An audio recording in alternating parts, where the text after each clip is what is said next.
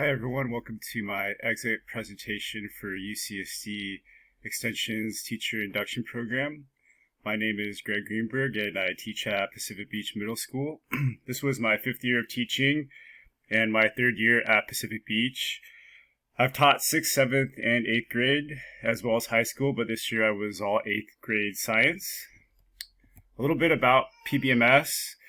It is in San Diego Unified School District. It's a completely public school, but it's also an IB school, which means that we have special requirements. IB stands for Interbaccalaureate Program, and so there's an immersion program for different languages, as well as other programs for them to be more like globally aware, which I think is a very neat program that we're a part of. But we are a totally public school that is part of San Diego Unified School District. It's also a Title I school, which means that at least half of our students live at or below the poverty line. We're also at the beach, though, so there's some very nice homes as well and some very wealthy families from more privileged backgrounds. So as you can imagine, there's really students from all walks of life, and that's what I really like about working there. It makes it challenging to try to reach so many different types of students, but I try to embrace that challenge, and my mentor has really helped me to try to do that, and that's what I'm going to really talk about as I continue this presentation. Starting with question 1 is briefly describe one focus student you selected for your learning partnership work and include why you selected him or her. What were your specific goals for him or her, and what growth did your student make towards those goals? Which learning partnership component, mindset, identity, or skills had the greatest impact on your teaching and on focused student learning? For this program, I chose a student named Finn, and I chose him for a couple reasons. One reason was that he's an IEP student, and I've really tried hard to work with students with special needs and IEPs, and work specifically with their case managers who have been really helpful at PB.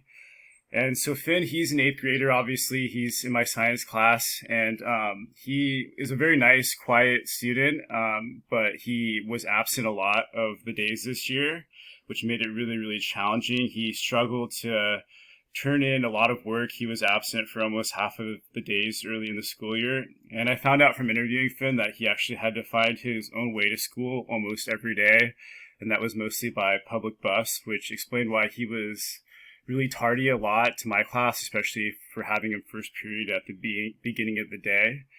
So although he was a really well-behaved student, he seemed just really like not present a lot and not motivated when he was there half the time. What I really did was I tried to find out what Finn was passionate about, and I found out from talking to him and working from him more that he really enjoys art and graphic design. He comes from a family that runs their own clothing design store in Ocean Beach, and so he kind of takes after his family's love for graphic design, and he especially loves comics. So part of science and part of the IB science is we intertwine it with the engineering design process, and so I really tried to tap into Finn's passion of design and make that clear that that's a big part of science when it comes to engineering and design. So here you're looking at the design process, which is something I take the students through, and we do several engineering projects throughout the year, including biomimicry, rockets, and other topics. And so Finn, I found really he started enjoying this part of the class, this design component, and so I tried to really tap into this passion that he has. I found that he really excelled at this type of work, and I tried to encourage him to do more of it, and I showed a lot of this work to his case manager. He turned in some really, really great projects that he had hand-drawn, comic book style, both related to astronomy and climate change and other topics throughout the year, in addition to all of the engineering design. So I really just tried to tell him what great work he was doing on those projects and encouraged him to do more of that. And he really thrived in this part of the class. He didn't like all parts of the class. It was hard for him to get to like it as a whole, but I found that he really did like the design part and really thrived at that part. So by the end of the year, I really got Finn to turn in much more work. He really started to enjoy the class more, and I found this was by relating the course to him from what he enjoyed doing, and this relationship really motivated him to do more work and turn in more work.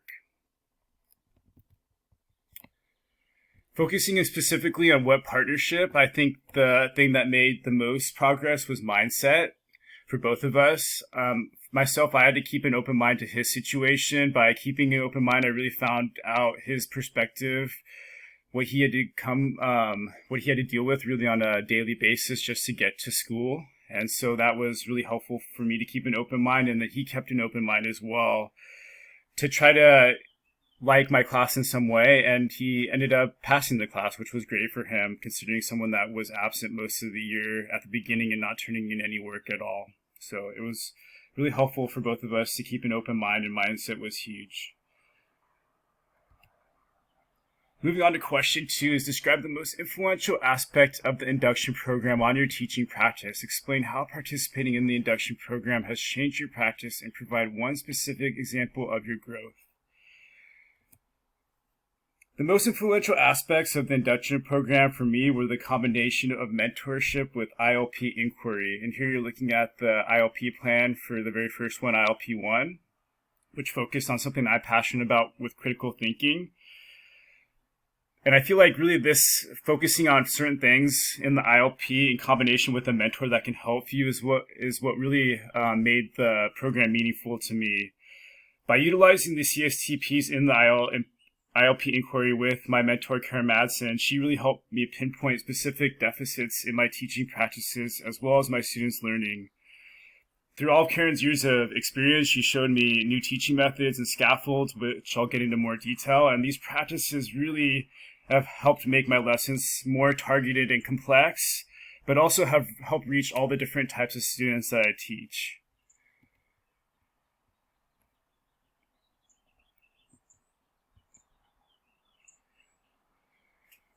Explaining how participating in the induction program has changed my practice specifically, I plan to really focus on some of the scaffolds and assessments that Karen has introduced to me, which specifically are pre-assessments, graphic organizers, reflection activities, sharing practices, and group accountability.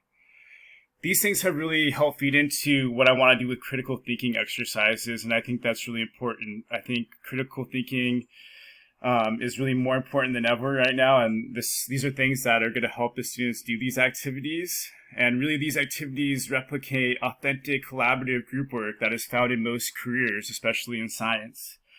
So Karen's really helped me by assigning roles and peer review surveys for the students that have helped hold each other accountable and help them think about the research and evidence that they have accumulated as part of these critical thinking activities.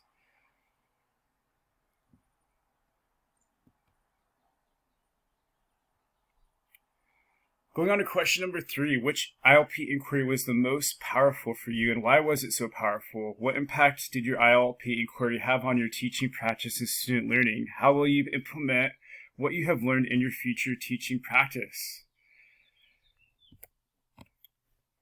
Well, the most powerful ILP inquiry for me was ILP number 3, and that was with me focusing on CST 3.1, demonstrating knowledge of subject matter, academic content standards, and curriculum frameworks. This was especially powerful because it focused on a science standard that is real and impactful to the students, climate change. And here you're looking at one of my students' projects that she created about climate change, exemplifying her knowledge on the topic. So in this ILP unit, it was important for the students to demonstrate that they understand the massive problem of climate change. The students were truly engaged by this authentic problem, and I incorporated reflection and reasoning strategies to help them critically think about the issue.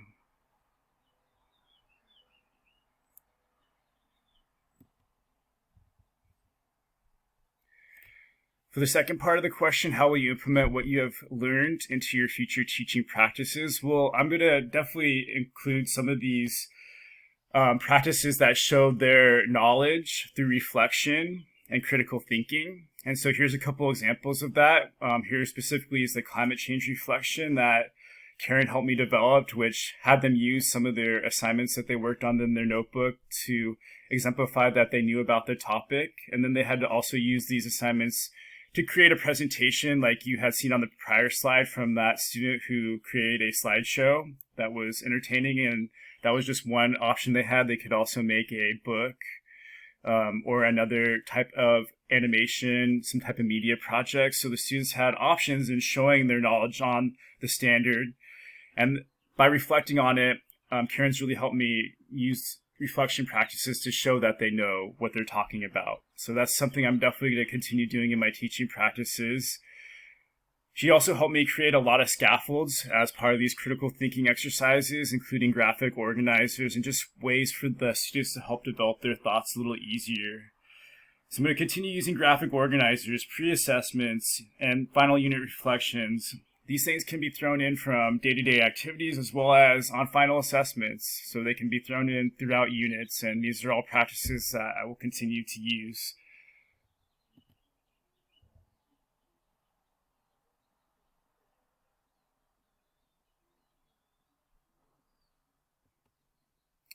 Moving on to the final question, number 4, how has the process of reflection shaped your teaching practice and impacted student learning? How will you continue to utilize reflection on your practice in the future? Well, reflection allows you to really see how you've changed over time. By looking back at the work I've done in the induction program, I can clearly see how my practices and my students' learning have changed. Reflection allows you to get really a better overall picture of your teaching and identify deficits in your students' learning. Here you're seeing one of the ILPs where you're seeing the exact data results, and how by looking at data and tracking it over time, you're seeing improvement in students, and how by changing your practices that can have an effect on your students' performance. So I think this was really a helpful part of the ILPs, and that I'm going to continue doing as well. And by doing that, it really allows you to see change and growth over time, and that's the helpful thing by reflecting. I'm going to continue to reflect on my practices throughout the school year to see how my teaching is changing, or maybe it isn't changing. And it's good to know if your teaching is not changing, because it really should be all the time. I'm going to continue to try to make my lessons better. I believe there's always room for improvement, and reflecting helps pinpoint areas to be better. And here's just a little snapshot of the final reflection from the final ILP, where I talk about some of the things that I want to continue, some future goals, and looking back in the future on how I'm doing on those goals.